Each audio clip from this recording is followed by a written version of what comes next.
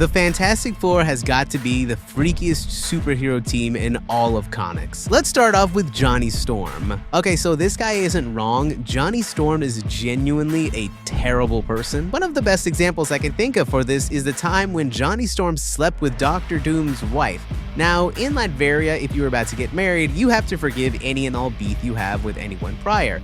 In this case, it would be Reed Richards and the Fantastic Four. But given the fact that Johnny Storm went ahead and did that, and the marriage was basically called off, the feud between Dr. Doom and the Fantastic Four could have ended right then and there, but due to the actions of Johnny Storm, all that just went down the drain. Johnny Storm is also a terrible roommate. For instance, he does weird stuff like sleep in your bed naked when you decide to go to work. He loves to throw giant massive parties with a bunch of aliens, turning your closet into a portal to the negative zone, letting a nihilist drop a hot one in your toilet, not so very good roommate stuff. But some of the worst things that Johnny Storm does is with his best friend Ben Grimm. Johnny has legitimately gotten together with Ben's ex-girlfriend Alicia. Now this isn't actually Alicia, this is actually a Skrull in disguise, but everyone thought it was her at the time. This is a straight violation of the bro code right here, alright? If my best friend broke up with his girlfriend, I wouldn't even look at her in any way like that. Johnny also constantly bullies Ben over his condition, and this stuff really gets to Ben so much so to where he even starts crying.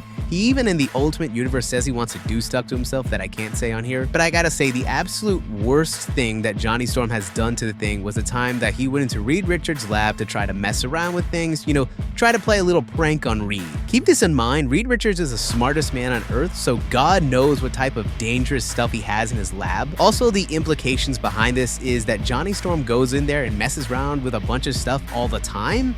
Now, it's not like you're just gonna press a button and in about 15 seconds, a turd from the fifth dimension is gonna fall on Reed's head. No, he could genuinely knock over something and suddenly a black hole could open up in the middle of New York. Reed could have been working on a cure to cancer, but again, due to the actions of Johnny Storm, all that's gone down the drain as well. But anyway, Reed was trying to cure Ben of being the Thing.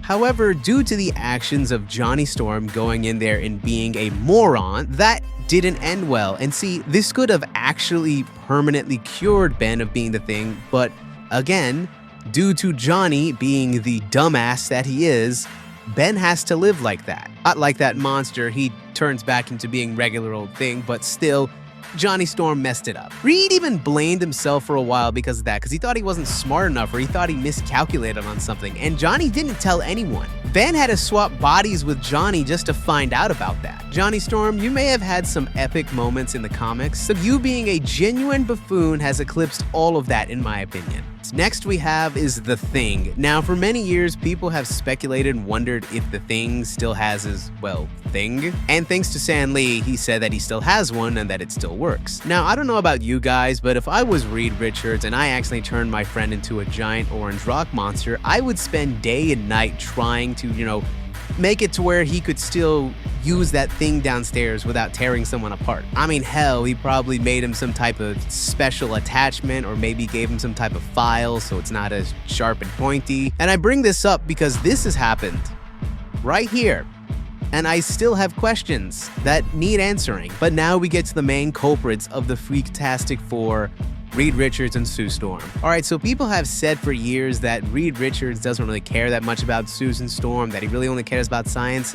No, they are wrong. This man cannot keep away from Sue. There is a reason why they've been married for 60 years. This right here should be enough to convince you. Susan Storm cannot speak straight. Her words are completely muttered right now. She is currently Charles Xavier because she cannot feel her legs. Then there's also Susan Storm's Malice costume, which she canonically got from a BDSM store. I am not joking, this is actually real. Reed has even gone to say that he actually likes that suit. The moment he says that, he gives the controls over to Johnny Storm, tells him to take over, and then they proceed to turn invisible.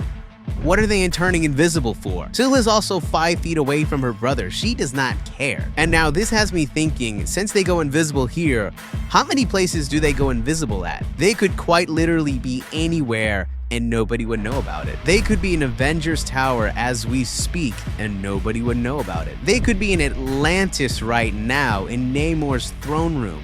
Nobody would know about it. They could be right next to Dr. Doom in Latveria and nobody would know about it? What if Reed Richards' name was Freak Richards and literally nothing changed? Next we have Dr. Doom. Now when people say things about Doom, they would say some things like Dr. Doom is one of the greatest characters in all of fiction. They'd say that he's one of the best villains out there in fiction. And to be fair, they are right. But something that I don't think enough people talk about when it comes to Doom is just how much of a genuine hater he is. Because this man loathes Reed Richards so much so to where I don't even think the word hate is strong enough at this point. This man, while slowly being dragged to hell, had the chance and opportunity to just escape eternal damnation by simply making amends with Reed. But instead of doing any of that, Victor, with his very last breath, decided to scar Reed as one final fuck you to him. Imagine hating someone so much so to where the idea of forgiving them is more painful than eternal damnation. That is next level hatred towards someone. When Doom gained the powers of the Beyonder and became God King Doom, one of the first things he did was he made Susan Storm his wife, and he made Valeria and Franklin Richards, both the kids of Reed Richards, his kids. With all that power, Doom could have brought back his mom, one of the reasons why he became Dr. Doom in the first place. Or he could have brought back Valeria and made her his wife. You know, the woman who he loved so much so to where he sacrificed her to become his new armor. The only woman that Doom ever actually truly loved. Nah, instead of any of that, I'm just gonna bring back my enemy's wife and kids and just make them my own to again say fuck you to Reed Richards. But one of the things that I can think of that truly cements Dr. Doom's face on the Mount Rushmore of haters is the time that he delivered Reed Richards' kid. You see, at this time, both Reed and Ben were captured by some villains, and Susan Storm was pregnant with their other kid, Valeria, and she was about to give birth to her. However, due to both Sue and Valeria being extremely powerful beings, this pregnancy was kind of insane and was risking both of their lives. So what Johnny Storm did was he went to Latveria to try to get Victor because he was the only person smart enough to actually help out with this situation. Anyway, at first, Doom refuses, but after hearing that Reed is missing, Doom is immediately on board. Doom only did this for the sole reason of spiting Reed Richards and looking him in the eyes and telling him, the next time you look at your wife and your new daughter, which by the way, I named because I was the one who delivered her and I was the one who was here for her when you weren't, just know that it's because of me they are still alive. Doom didn't do this because he has a level of respect for both Reed and his family. Doom only did this so he could rub it in Reed's face.